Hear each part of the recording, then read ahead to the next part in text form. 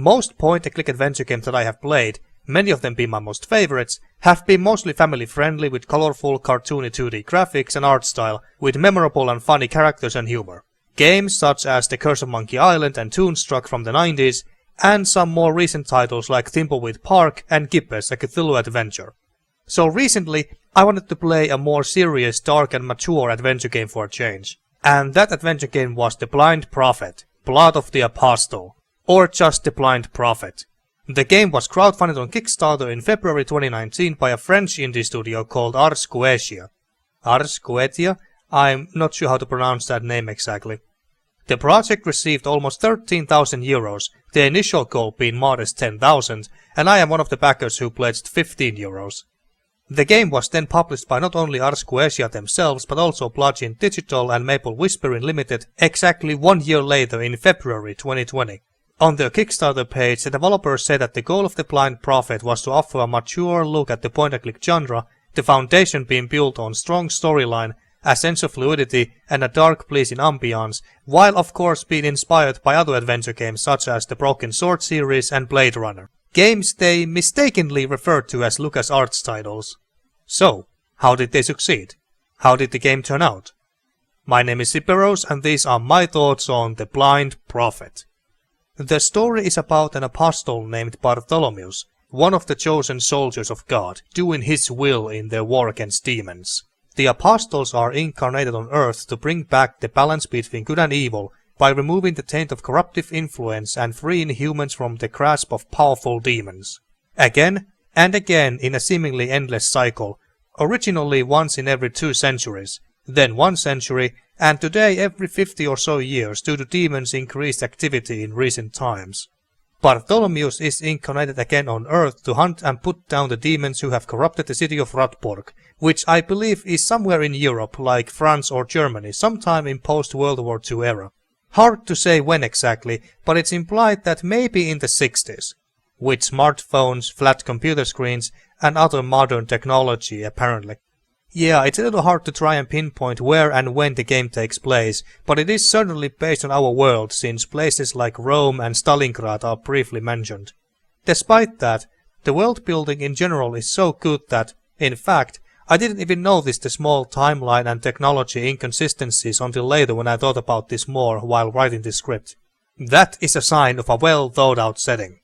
Anyway, the moment Bartholomeus arrives to Gorbei near Radborg, seriously, who came up with these names? On a boat ascended from the heavens, quite literally, he is immediately greeted by a rapist who was about to have his way with a random young woman he ran into.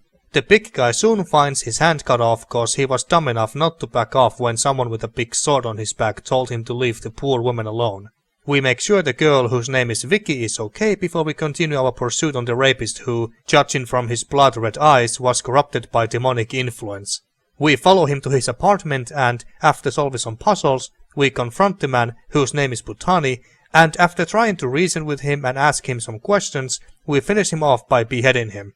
He, or it, didn't stay dead for long though, as something the apostle referred to as a revenant comes out of Butani's lifeless corpse, and Bartholomeus must kill it. This apparently is a big problem since revenants are a sign of extremely deep corruption, and apostles are usually called in before revenants appear in the mortal, or lower world as he called it. He then goes to Vicky's tattoo shop to ask her more about the city and its residents and recent events, trying to pinpoint potential places of corruption. During his investigation he learns that the demons are aware of and even preparing themselves for him, which should not be possible according to Bartholomeus because demons lose the memories of apostles when they are killed, sent back to hell and later come back on Earth. Someone named T has been telling them about the apostle, so we have to not only cleanse the city of demonic corruption but also find out who this mysterious T is and what he is after. As you can see, the game looks like an interactive visual novel. The look and art direction of the game was inspired by the comic book art style of artists of Sin City and Hellboy.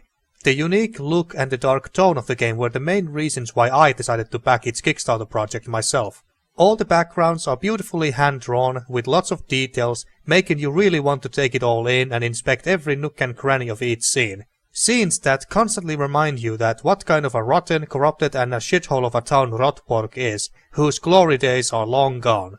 There's lots of bright lights too of pretty much every color of the rainbow, Not to bring warmth or good vibes, but contrast to the dark, thick black lines, shapes and dark shadows where the local thugs, drunkards, homeless, gang members and other scum of the city hide. There is next to no animation in the game, with only the flickering light in the background and the people's torsos moving up and down, indicating that they are alive and breathing. And action sequences are shown via comic book panels. So as you can imagine, many people you meet in Rotborg are not very pleasant. And honestly, our protagonist Bartholomeus is not that much better. He is a battle-hardened, one-eyed veteran with 2 millennials of experience in destroying minions of hell on Earth, even briefly mentioned in his missions back in ancient Rome and Stalingrad, presumably during World War II. While he does care about the mankind and some of the people he meets, he doesn't show it. He is blunt, gruff, intimidating, but also understanding, even merciful, and he does have at least some sense of humor left in him. He actually reminds me of Geralt of Rivia from the Witcher series. He's an albino with a big sword who has gone through long and ruthless physical and mental training between reincarnations, specializing in tracking and putting down monsters, or demons in this case. The only big difference being that Bartholomeus works selflessly for God. Vicky is one of the few likable people in Rotborg. After saving her at the start of the game, her tattoo shop becomes our go-to place where she tells us more about the town and locals, doing her best to help us out. She kinda becomes our sidekick who is with us throughout the entire game. She even becomes a playable character for a short while at the end game, and honestly, I wished she was playable along with Bartholomeus more often. She is such a kind, cheerful and cute, even innocent jokester, which is a small miracle considering her environment. She is a treasure you want to keep safe. In a town like Rotborg, you are bound to run into miserable people who have lost everything or are just trying to survive. Or opportunistic and cruel, one-dimensional thugs who are pure evil pretty much. Some of the people you meet and try to help out are rather well fleshed out characters. Like Elsa, daughter of the formerly respected and most wealthy family of the town before they were ruined with debts after making a deal with a literal devil. Very tragic character who never seems to get a break. I also like the flirtatious dwarf from the submarine. The demons themselves, however, are rather shallow as characters, since your job is to just find and kill them and not have deep philosophical debates with them. There is a demons tab in the in-game menu with short descriptions of each 7 demons you may encounter. And we are not talking about some minor made-up demons, but rather well-known ones from Abrahamic religions, Christianity, Judaism and Islam, including big ones such as Lucifer and Satan. At first I thought that each demon represented one of the 7 deadly sins, but I am not sure if that was the intention, even if the first one was quite clearly about lust and the second greed, for example. But I can't name one that was obviously about, say, envy. Due to limited interaction with the said demons and how we meet them only briefly before ending them, they don't feel like the main antagonists but someone else's minions. That someone being T, who's been using them for his own goal. I can't really talk about T too much because that would go to spoiler territory, but shortly put, I like him. T is one of the few antagonists who actually has a point regarding mankind and the true source of corruption. Not a point I necessarily agree with, but I understand where he is coming from. So he's not your typical mustache-twirling villain like the rest of the bad guys in the game. He believes that he is doing the right thing, basically. The only gripe that I have is that the developers didn't do enough with him, in my opinion. And he doesn't get to do much. We don't really see how he puts his plan into motion, besides letting the demons know that, hey, just a heads up, an apostle is about to come and kill you, so prepare for him. The game has practically no voice acting. Bartholomeus is voiced by Alexei Westfall, but all we can occasionally hear is him lowly growling or saying something like, "No. Damn. Sorry. What?" And that's it. Which makes me wonder why hire a voice actor if those are all his lines. In fact, there is more voice acting in the trailer than in the actual game. I came for your salvation. The prophecies were always true. But this time, something's amiss. Even Vicky seemed to have her own voice. But the final game we got doesn't have any other voice actors. Maybe they had to cut out the additional voice acting for budget reasons. But maybe it's a good thing that the game isn't fully voiced for a reason I get to in a bit. The music is pleasant to listen to. During quiet moments when you are taking a breather in a relatively safe places, it's very atmospheric with both warm but at the same time dark ambience to it.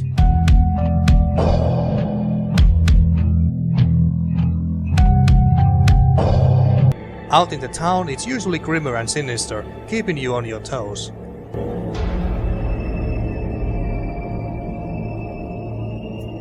At nightclubs you got more energetic and modern techno music.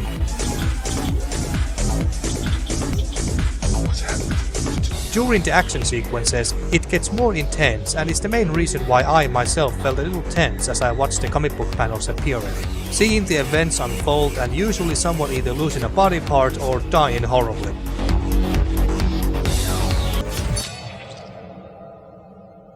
Sorry. The game's soundtrack overall is very diverse.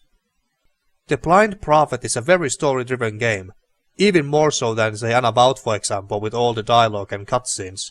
So puzzles and gameplay in general take a back seat in the game. You could even argue that there is too many cutscenes and that the game is more like an interactive visual novel than an actual game. The puzzles are very simple and easy too. You carry only a few items at most at a time, so no need to mess around with an inventory with 20 or so items. And the items you need are always very close by. I only got stuck once at this cocktail puzzle.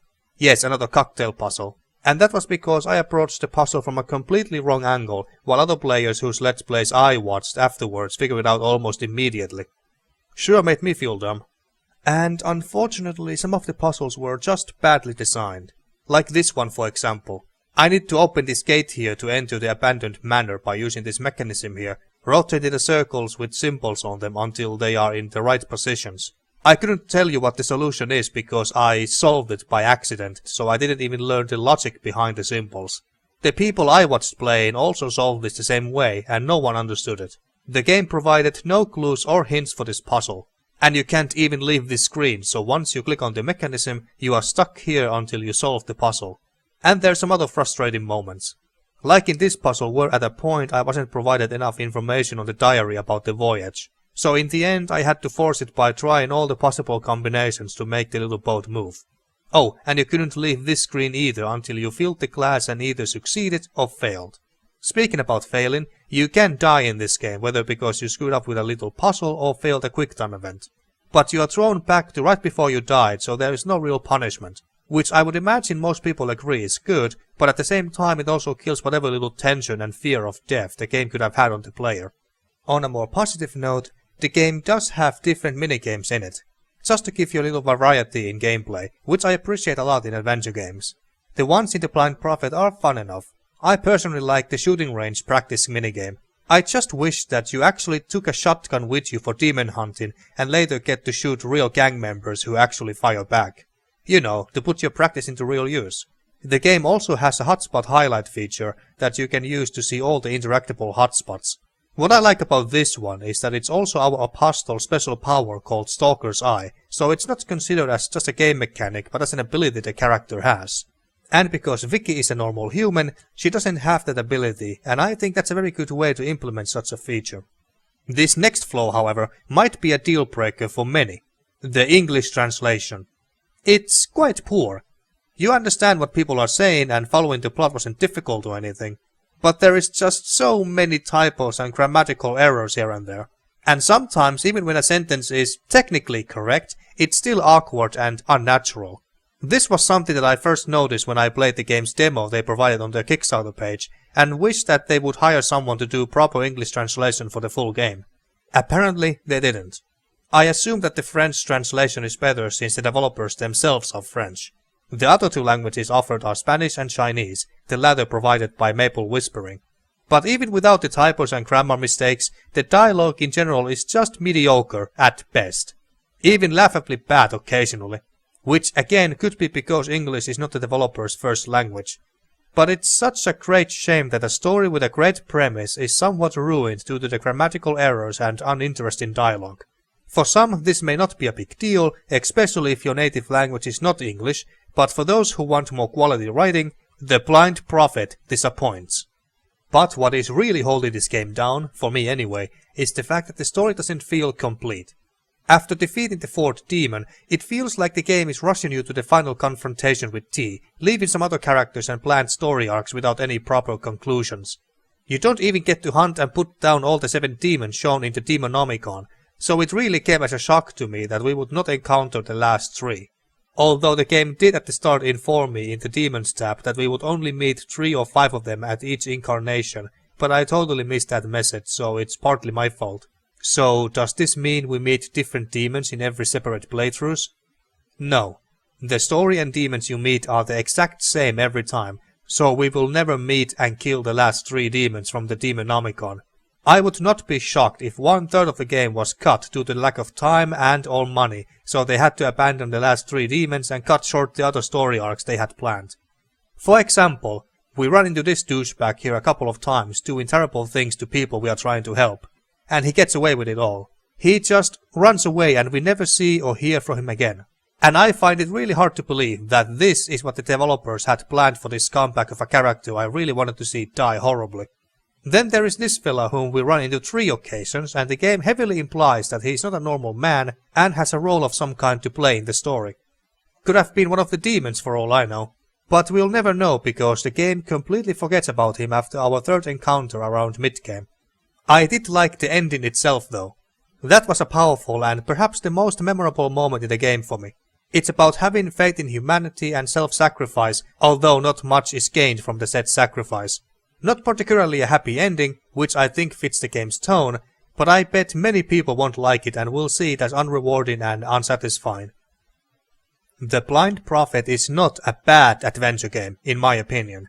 The art style is beautiful, the premise is very intriguing about a badass Christian holy warrior power fantasy, it has some well fleshed out characters, and the world building is well done.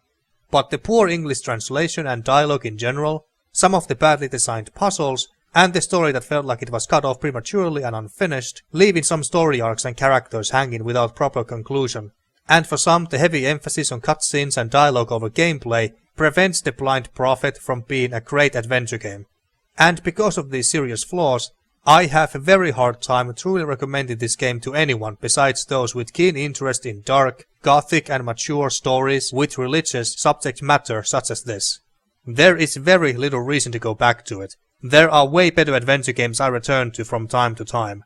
I just hope that Ars Goetia learns from their mistakes and don't stop making adventure games like The Blind Prophet. Because I like the idea of power fantasy like adventure games with tough and strong protagonists, Full Throttle being another good example. The religious and philosophical aspects of the subject matter are also fascinating to me, and they didn't explore those enough in The Blind Prophet in my opinion. Only scratched the surface. It would be cool to see sequels or prequels of Bartholomeus or some other apostles' earlier missions in the past, like in ancient Rome or World War II Bartholomeus briefly mentioned. I don't know what Ars Goetia is doing or planning today, but hopefully we hear from them again soon. And there you go folks. Those were my thoughts on The Blind Prophet, Blood of the Apostle. What are your thoughts on the game? Let me know in the comments and thanks for watching.